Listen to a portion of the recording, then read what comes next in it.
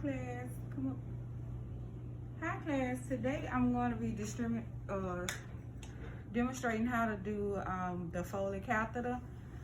First thing you want to do, of course, when you come into your patient's room is to sanitize. So I don't have no sanitizer with me, but we're going to sanitize our hands. And we're going to introduce ourselves to our patient. First thing I'll say, hi, my name is Shonda. I'm your student nurse today. Today I'm going to be doing a catheter on you. You always want to check your orders because you want to make sure that you're starting the Foley on the right patient. And what's the reason? Because you don't want to do it on the wrong person and get yourself in trouble. So you're always going to go check your orders and make sure it's a Foley catheter and what's the reason behind it. One of the things you want to check is to make sure that they don't have any allergies. This is after you introduce yourself. Hey, I'm Shonda, I'm your nurse, and I'm doing a catheter on you today. First, I need to know, are you allergic to seafood or iodine? Iodine and seafood, they have the same thing, so you just say iodine. Are you allergic to iodine? If they don't know what iodine is, you say seafood. Are you asking if they're allergic to latex? If they don't know what latex is, you always say, are you allergic to balloons? And because everybody don't understand our medical terms, we need to understand that. So make sure you ask them either, are you allergic to iodine?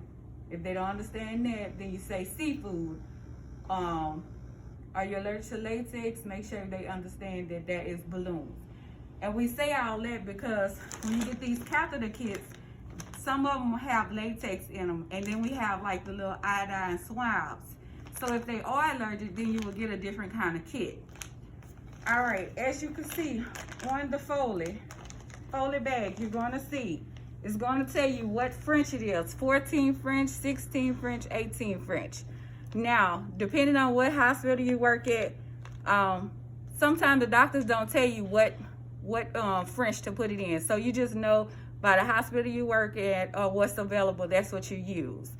Because you'll probably just get an order, say insert Foley catheter. It may not say French, use a 14 French or a 16 French. Just use what's there, okay? So for this, you know it's a Foley catheter. It says 14 French. It says 5 mils. 5 mils means that's what you're gonna use once you do get the catheter in to fill the balloon, 5 mils. Now on a regular catheter kit is 10 mils, but just because this is practice, is 5 mils. All right. So we got that together. Then we want to get our patient position because once we introduce ourselves, we done asked about the allergies. We got our kit together. For demonstration purposes, when it comes to the gel, you will simulate putting the gel in the little pack, but this is actually what we use because the gel that's in the pack actually affects and damages our mannequins, so this is what we'll use. And we'll give you that when it's time to actually do your check off, okay? So bring your patient up to a working height and let your patient know, hey, I'm going to be removing your covers, okay? Because we got to get this catheter in. So I'm up to a working height for me. Of course, we pull the curtain and provide privacy for the patient. Usually on the outside of the door, you'll put a little thing that say procedure and process, or just let people know before when they do that knock to let them know, hey, we're in the middle of something, so their family won't walk in or something like that when you're doing an actual catheter on a person. So we want to provide as much privacy as possible, but of course we have to move this cover because we got to get these legs in position. So the position, and of course, we're going to have to expose them. The position that you're going to have is with the legs up and bent and apart. This is called dorsal recumbent. Now, remember to bring this up because once you start your actual catheterization, you're not going to be able to put this up because you're going to be sterile. Now, if you go in the room and you get ready to do a catheter and you find that your patient is soiled or dirty, don't try to do that catheter over the dirt. You actually just go ahead, get some gloves on, and start cleaning the patient and make sure they're clean and everything. Of course, for me, I would take off my jacket because I don't want to make a chance of getting anything on my clothes. So I take off my jacket. I got my patient in my dorsal recurrent position. They know what's going on. Now, I want to say for this one, we're going to do it on the bedside. So, when you open the kit, it opens like this.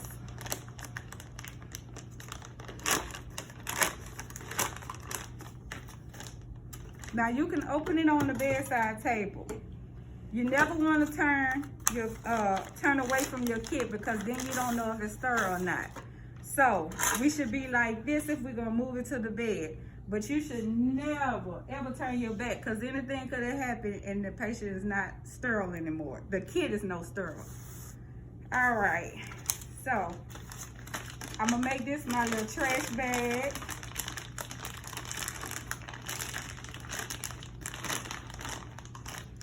And I'm gonna put it at my bedside because this is where I'm gonna be throwing my trash. Now remember, don't turn your back to your kit. All right, and you can move this out the way. So we always open our kits away from us. So away, away, away, away. Come up closer to me. So our outer 1 inch area is dirty. So our outer 1 inch area is dirty. All of this in here is sterile. So if I want to move my kit over to the bed now, I can actually move my kit. Because remember, 1 inch border is dirty, okay?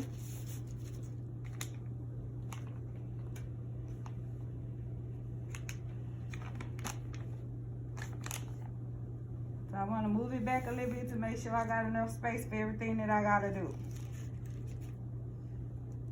So this is how we do it. Depending on how your kit comes, that's when you put on your gloves. Everybody's going to get a pair of sterile gloves. There is a size 8, 9, 10, 7, 6, just depending on how small or how big your hands are. And we're going to give you the kit. So when you open up your kit, although these gloves are in here, you're going to have your own sterile gloves. All you're going to do is replace your sterile gloves with these. So when you open it, you put these to the side and you actually put on your sterile gloves. Now I don't know if I can fit this in the room locked to get the sterile gloves on, so we're gonna see.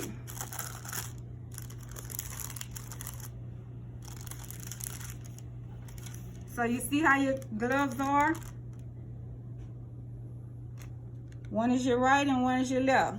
There's a special way to do this as a nurse.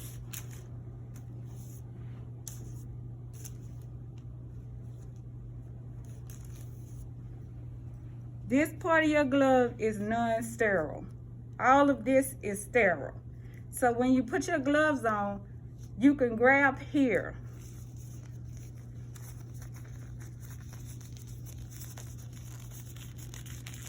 Now you can use this little part, but remember, once you bring it up, all this is sterile. Only this part is non-sterile. So you shouldn't be using anything up here for the reach.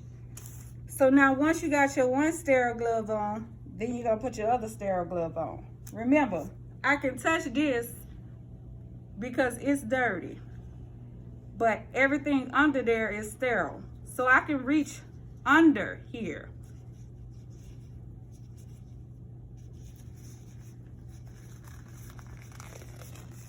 You see my hands? I'm touching sterile. I'm not touching under here, I'm touching here.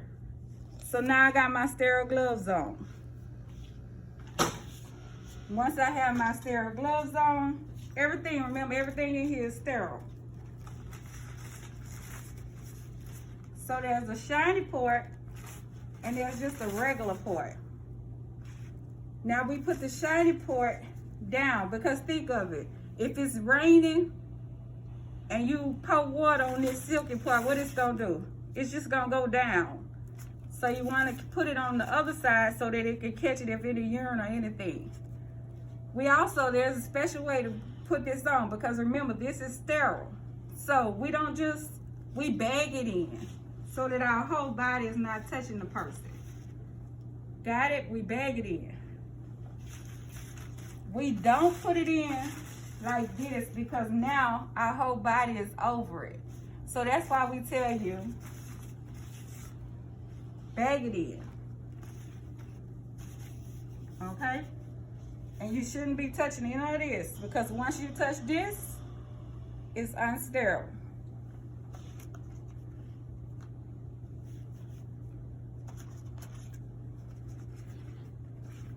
So here's our drape to cover our patient. Same way, we bag it on there. And remember, I can touch this because this is sterile. So if I need to fix it, I fix it. But if it done touched everything or swooped over to the side or whatever, don't touch it. Because once you touch any part that has touched the flesh, it is non-sterile. All right? So then we got that. Now the first thing we want to do is start preparing our kit.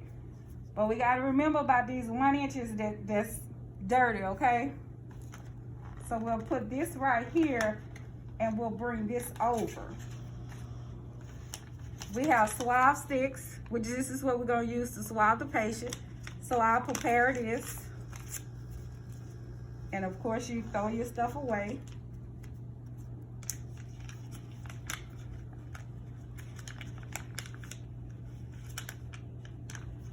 So I have my swab sticks ready. Now remember, for the lubrication, we're only pretending to lubricate it, because we're going to use this kind, because this kind damages the patient, damages the mannequins, and we're going to use this kind, okay?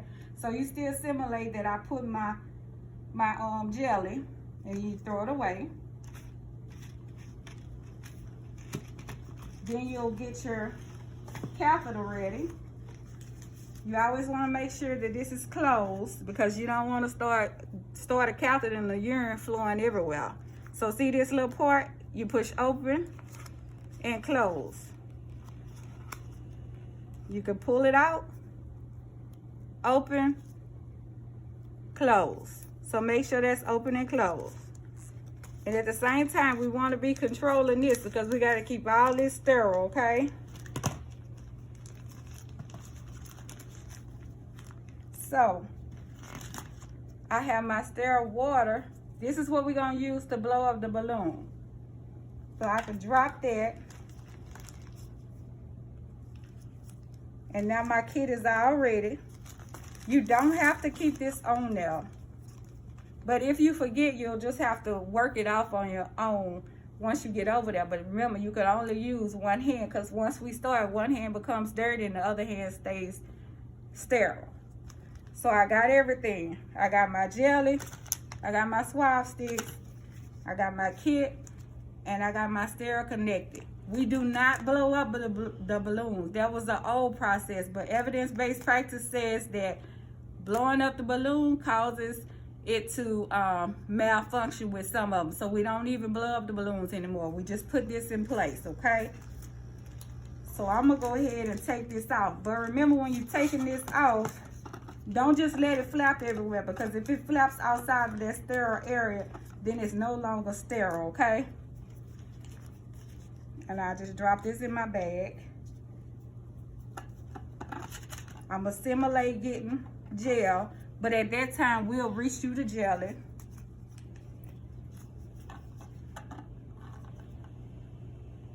I got my jelly.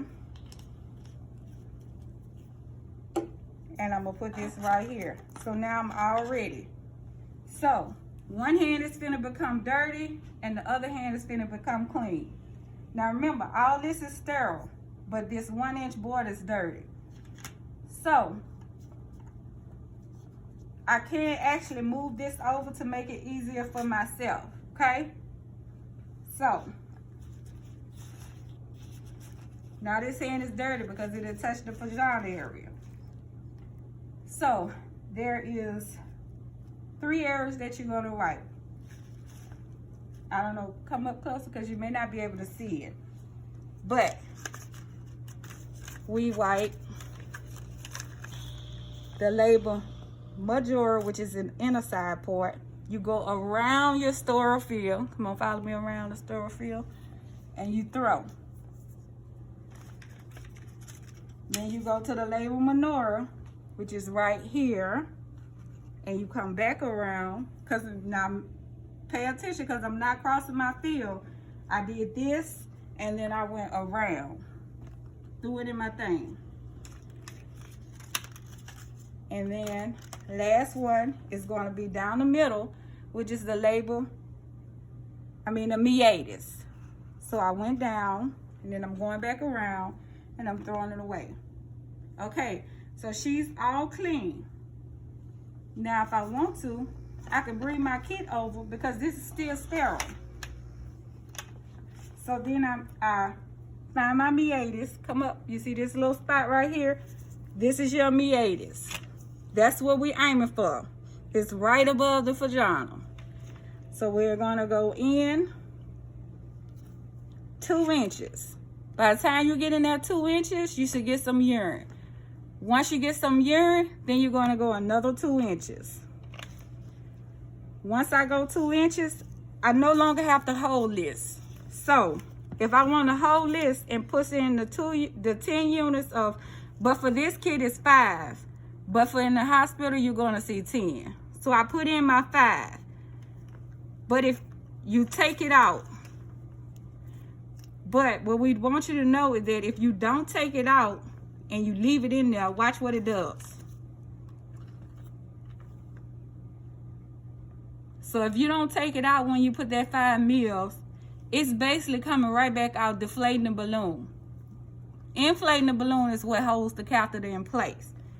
So now I got my 5 mils in, I'm disconnecting, and I'm throwing away. Now, I know it's in place because I'm going to do a little tug. Not too hard, just a little tug, and I shouldn't be able to take it out. I know it's in. So then I'll take my Y port. Now in the hospital, they have little kits that you come with a little attachment in it. But if you don't, you're taping it to the thigh, closer to the patient, because if they moving around, you don't want them to pull it out. So I will take my Y port to the thigh, and then I'm gonna bring this over here, making sure it's already closed. Come over here for me. And we attach it to a non-moving surface.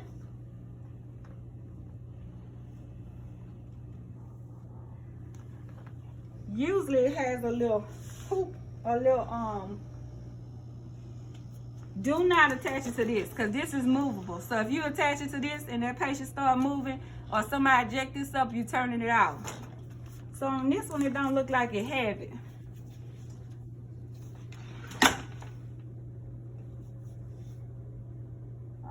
Oh, here it goes.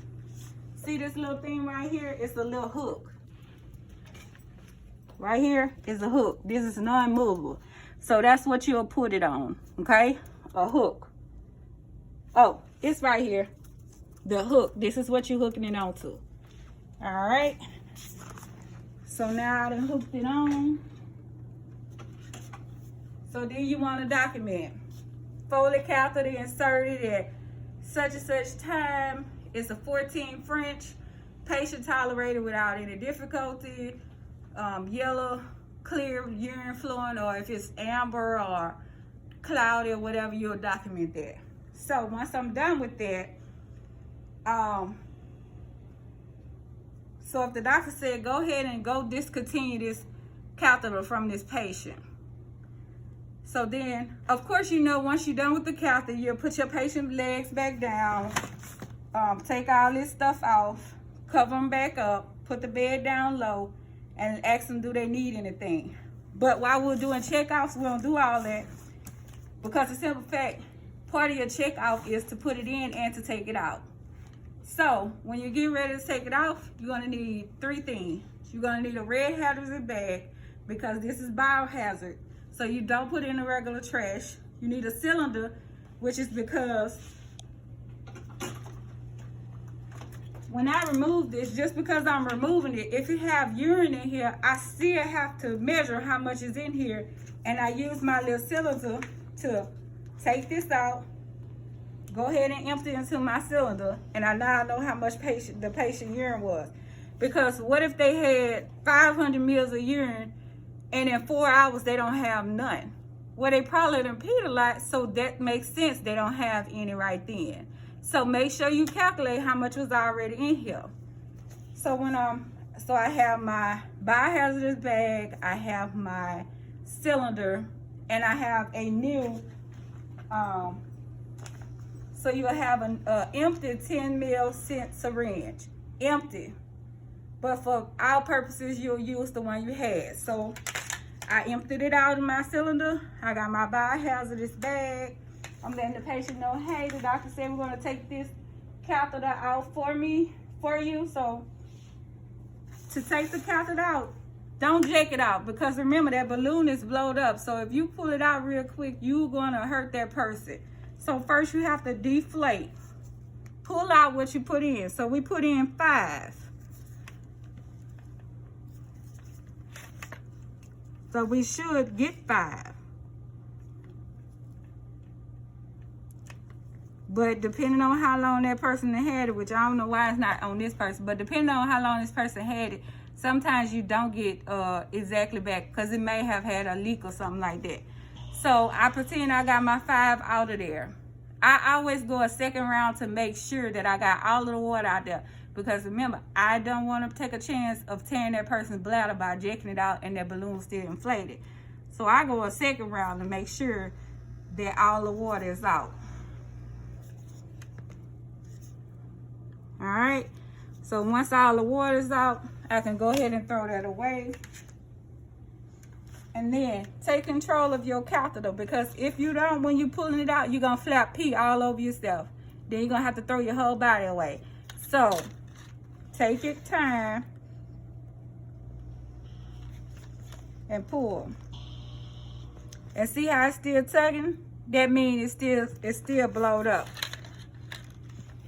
That balloon is still blowed up. That means it's got some more water in there. But for some reason, it's not coming out for us. But in real life, it's gonna come out. So just so you can see what the catheter look like when it's blowed up, this is what's holding it in place. See this? Now, of course, you're not gonna be able to open up the patient's vagina and deflate it. But because this is not deflating, I'm pulling this out to see why the water not coming out.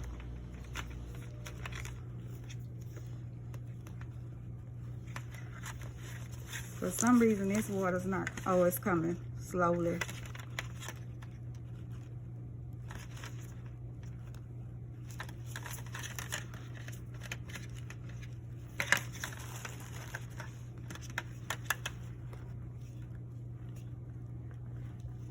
I don't know why it didn't come. Okay, it started to come, see?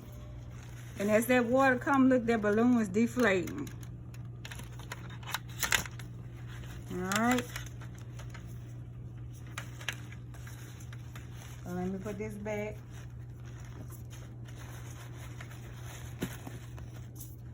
All right, so back to what we was doing. We slowly take it out by turning it. If you don't get the turning technique, just hold it where you don't. So all of this will be put into a biohazardous bag and thrown away, and that's it. So the biggest part is to remember, allow yourself enough room. The 1-inch border is dirty. All of this is sterile. When you're moving this, remember that do not put it on your 1-inch border, because if you do, then you fail, because that's dirty, okay? Remember, when you put this up here, this is sterile. So if you having problems with keeping sterile over here, you can always move this over here, because this is sterile, okay? And so what's our position? Legs up. This is called dorsal recumbent. Don't forget, dorsal recumbent position. That's the position you have to put in your patient. So now that I got all my stuff, I'm putting it in my biohazardous bag. I'm throwing all this away. Then I'm going to place my patient back in the position. Cover them back up.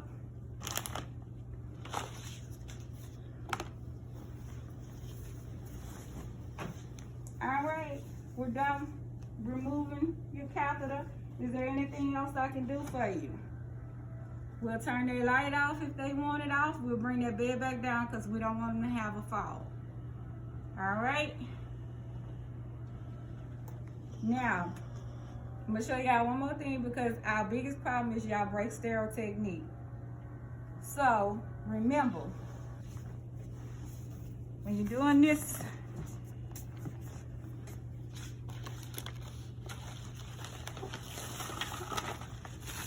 remember to bag it in.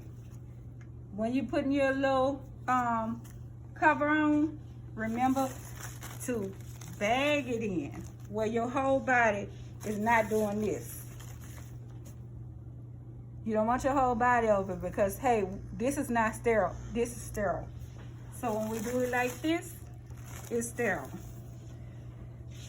When we throwing away our trash, if we wiped, we go around, throw, around, throw. If we wipe down the middle, around, throw. Do not pass over your sterile site and throw it away, because once you pass over your sterile site, you have failed because you broke sterile technique. Sterile technique is important because you could give your patient a nosocomial infection. If y'all not sure what that is, that's a hospital infection. They call it CARDI, which is mean infection in the catheter, which means we caused it, something like that. Something where we caused the infection because we're not using our sterile techniques. So it's important to use your sterile techniques. If you should have needed a urine specimen,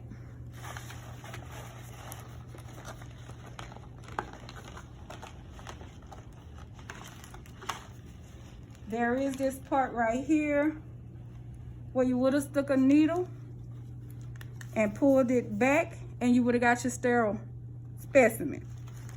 Or by this just going into the bag,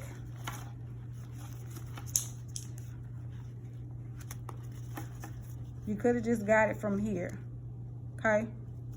Put it in a little container or got it from here, because this just came into the bag, so that's still sterile. But most of the time you will use this right here, stick a needle in it, aspirate some urine if you need a specimen for urine. And that's it.